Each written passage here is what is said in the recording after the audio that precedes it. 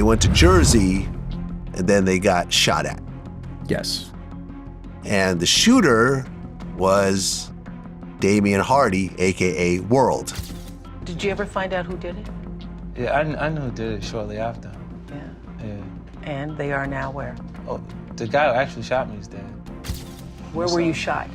In my hands, my legs several times, like 5 times in my hands, and then in my legs, and then in my face. That it should have been started from the 80s when it was really going down. That's when it really started beginning. And everybody was getting killed for no reason. You know what I'm saying? Everybody else got killed for nothing. The 1990s was one of those times when New York City was gripped by crime, a gritty, chaotic era where fear ruled the streets. And in the midst of that madness were 3 infamous gangsters who helped fuel the fire: Damion World Hardy, Ivory Peanut Davis, and Darryl Baum. Left, they went to Jersey, and then they got shot at. Yes.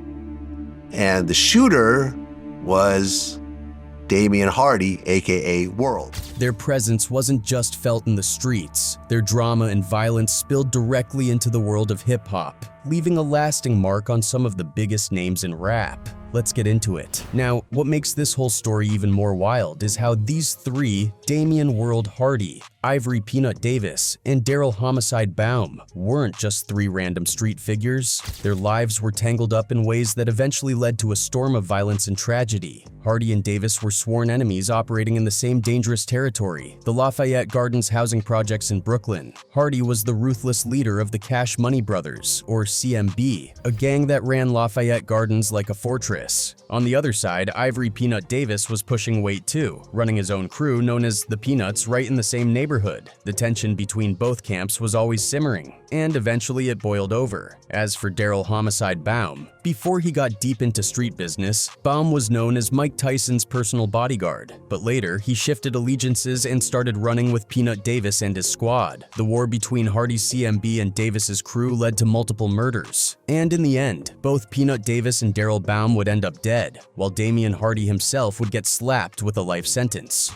Was that your shortest fight ever? I bet what if there's only one God, and Muhammad blessings and peace be upon him as his prophet. I dedicate this fight to my brother, Daryl Baum, who died. But before the law finally caught up with him, Hardy wasn't just making noise in the streets. The hip-hop industry felt his presence too. His name kept popping up in drama tied to major artists. One of the most talked about parts of his story is his relationship with Lil' Kim. In 2002, Hardy and Kim started dating, and things got serious enough that they were reportedly engaged. But here's the twist. Back in 1995 in the Junior Mafia video for Get Money, Lil' Kim had cast none other than Ivory Peanut Davis, Hardy's rival, as her love interest. And as romantic as the media tried to spin their relationship, behind closed doors it was allegedly a nightmare. Multiple reports claim Hardy was extremely toward Kim, to the point where he once allegedly pushed her out of a moving limousine. That was her boyfriend at the time. Yeah. Right. And I heard at one point, like, he actually pushed her out of her, like,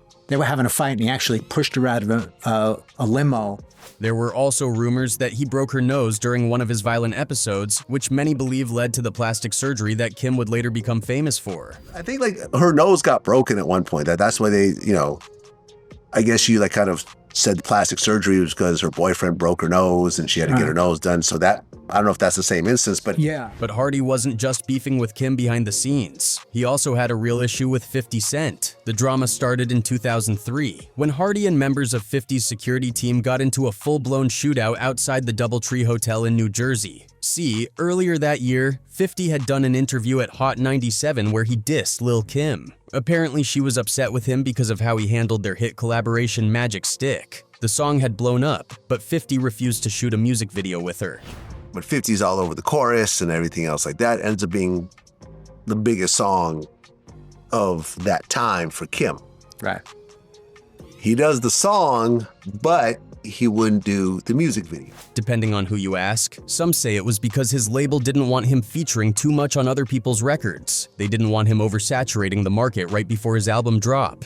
Others say it was just about money. Either way, Lil' Kim took it personally, and 50 didn't hold back, dissing Kim, basically saying he didn't care about her feelings. And that little diss sparked a whole chain reaction. Lil' Kim felt some type of way about that. She was upset that he wouldn't do the video. And I remember they were at Hot 97, and they were all freestyling, and 50 Cent basically disses Lil' Kim. Not long after the interview, Hardy allegedly pulled up outside the radio station and confronted 50 in person. Then, months later, that tension escalated into bullets flying in front of the hotel. They left, they went to Jersey, and then they got shot at. Yes. And the shooter was Damion Hardy, aka World. By 2004, Lil' Kim had cut ties with Hardy for good. Their relationship, like so many other parts of Hardy's life, ended in chaos. Then there's Darryl Baum, a name that still echoes in hip-hop circles, especially when the conversation turns to 50 Cent's infamous shooting. Many believe Hamo was the one who pulled the trigger that nearly ended 50's life, firing 9 shots in a hit that would go down as one of the most talked about moments in rap history. The car pulled up on the side of us. A guy got out the passenger seat of that car, came around behind it, and shot through the actual car. But before all that, Hamo actually had a real bond with Mike Tyson. The two met back in their younger days during a stint in juvenile detention, a rough place that left lasting impressions on both of them. From there, they went down very different roads. Mike rose to become one of the most feared heavyweight champions in the world, while Hamo ended up spending most of the 90s in prison, doing time for robbery. When Hamo finally got out on New Year's Eve in 1999, Tyson didn't turn his back on his old friend. He looked out, knowing that the streets had changed and re-entering society wasn't going to be easy. Tyson stepped up big time. He gave Hamo a car, a Rolex, stacks of cash, and even brought him into his inner circle, offering him a job as his personal bodyguard. At first glance, it seemed like a fresh start, a second chance. But people close to the situation say Hamo wasn't built to live off handouts. He had too much pride. He wanted to earn his own way, even if that meant going back to the streets. Not long after reconnecting with Tyson, Hamo got back into the street life. He aligned himself with the Peanut Crew, the same crew run by Ivory Peanut Davis, and eventually got involved with none other than Kenneth Supreme McGriff, the drug kingpin whose influence loomed large over Queens. But by this time, Hamo was already 34 years old. The game had changed. The streets were now flooded with younger, hungrier, more reckless dealers looking to make a name for themselves. Still, Hamo wasn't one to fade quietly. He quickly made his presence felt. He started putting pressure on other dealers to move product for him, reasserting himself as a force to be reckoned with. All the while, he was allegedly living at Tyson's mansion in Connecticut. Now, things took a deadly turn once 50 Cent and Supreme started bumping heads. 50 had dropped Ghetto Koran, a track that many believed exposed details about Supreme's criminal empire, and that move painted a massive target on his back. Supreme didn't take that lightly. Word on the street was that Preem put out a hit. On May 24, 2000, the hit was carried out. 50 was outside his grandmother's house in Queens, about to leave with his young son inside and his grandmother standing just a few feet away. As he slid into the back seat of a car, another vehicle crept up beside them. A gunman stepped out and walked straight up to 50's window, opening fire with a 9mm pistol. 9 shots were fired. 50 was hit in his hands, arms, legs, hip, chest, and even his face. A bullet tore through his left cheek, leaving permanent damage. I knew I was about to die.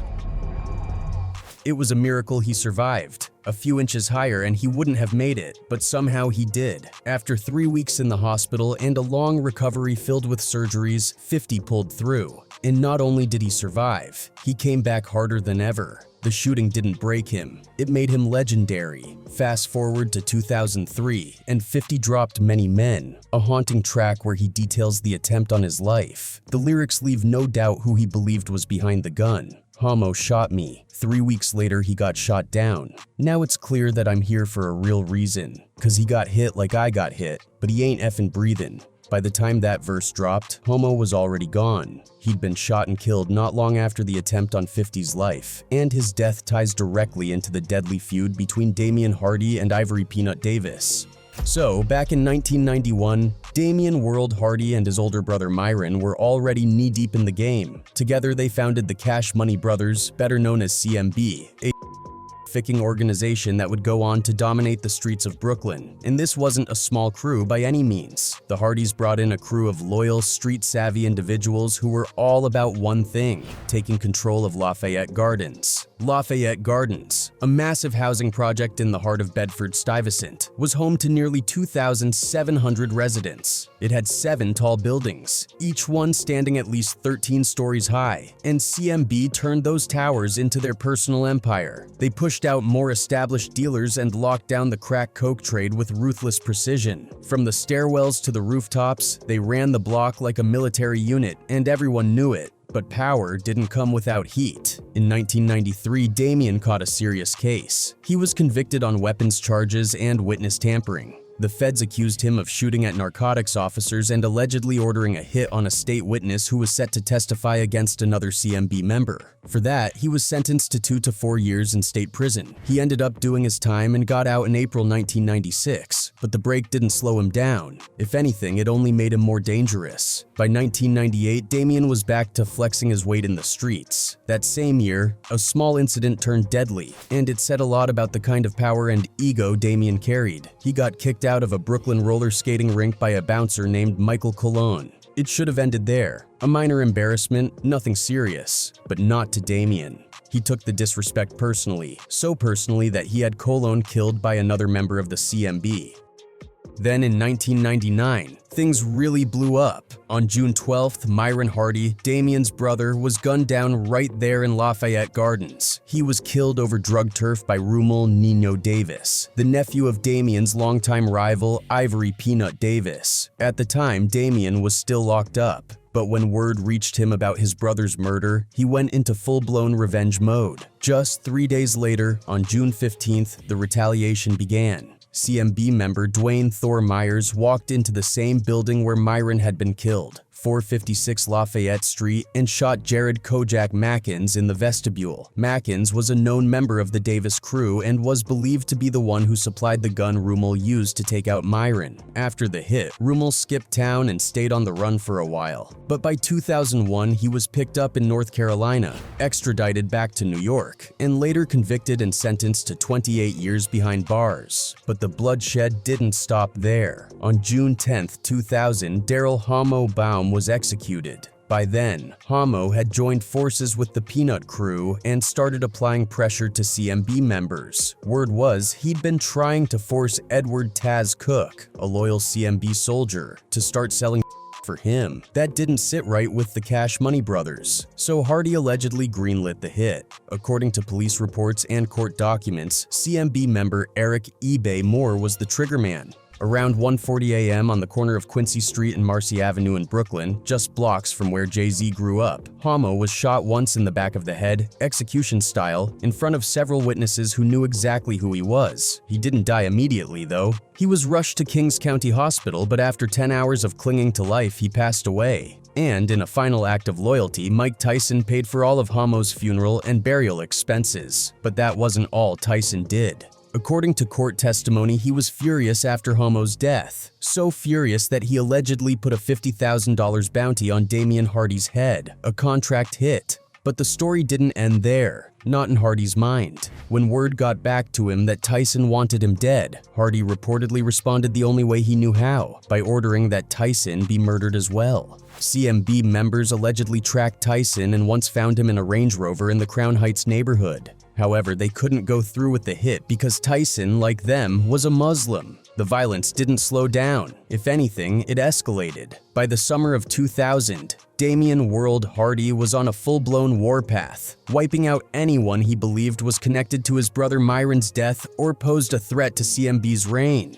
And the next target? James J.R. Hamilton, a known associate of Ivory Peanut Davis. On August 1, 2000, JR was inside his Brooklyn seafood spot Filet of Soul, located on Saratoga Avenue, when things took a deadly turn. According to witness testimony, shooters walked in and gunned him down on the spot. a hit ordered directly by Hardy. JR didn't stand a chance, but Hardy wasn't done. Just 9 days later, things got even bloodier. In the early morning hours of August 10th, around 4 a.m., Ivory Peanut Davis was sitting in his Range Rover, double parked outside the now-closed Club NV in Soho. Out of nowhere, CMB hitman Eric eBay Moore approached and shot Davis twice in the back at point-blank range. But Davis didn't die right away, and in his attempt to flee, tragedy struck again. Wounded and panicking, Davis slammed the gas pedal, trying to escape. But as he sped off, he ran down 38-year-old Swedish filmmaker Johan Kamitz, who just happened to be crossing the street at that exact moment. The impact tore Kamitz's leg off. Seconds later, Davis's SUV jumped the curb, slammed into a traffic pole, and flipped over. Kamitz was rushed to St. Vincent's Hospital where he later died. Davis, on the other hand, was pronounced dead right there at the scene. Davis had been living a dangerous life. Just a month earlier, he'd been convicted of a Brooklyn nightclub owner. And this wasn't his first time taking bullets. He'd been shot multiple times before, including an incident 6 months earlier outside the popular Tunnel nightclub in Manhattan. His rap sheet was long: arrests for attempted murder and a conviction for armed robbery. But even with Davis gone, the body count didn't stop. The streets were still bleeding, and the feds were finally paying attention. What followed was an 18-month-long joint investigation involving the NYPD, FBI, ICE, and the U.S. Attorney's Office. They weren't just building a case, they were building a takedown. All roads were pointing back to Damion Hardy. On August 15, 2004, after months of being off the radar, Hardy landed at JFK International Airport, and federal agents were already waiting. He'd just returned from a 4-month religious pilgrimage through the Middle East, a journey that was anything but peaceful. While overseas, Hardy had already been arrested twice, once in Morocco, and later in Jordan after reportedly speaking out against the monarchy. By the time he stepped back onto U.S. soil, he was already a marked man. A year later, on July 19, 2005, Hardy was officially indicted alongside 12 other members of the Cash Money Brothers. The initial charges were heavy: narcotics, trafficking, and racketeering. But they were just the beginning. In 2008, a superseding indictment came down, and it hit like a ton of bricks. This time, Hardy was facing 26 federal counts, including conspiracy, racketeering conspiracy, 6 murders committed in furtherance of CMB's operation, and multiple firearms violations. And after years of delays and court drama, the gavel finally dropped. In 2015, Damion Hardy was found guilty on all counts. The court ruled that he was responsible for ordering 6 murders tied directly to the gang war and CMB's ruthless tactics. He was sentenced to life in prison without the possibility of parole. But he wasn't the only one to go down. His top enforcer, Aaron eBay Granton, also got hit hard. The judge handed him 6 life sentences.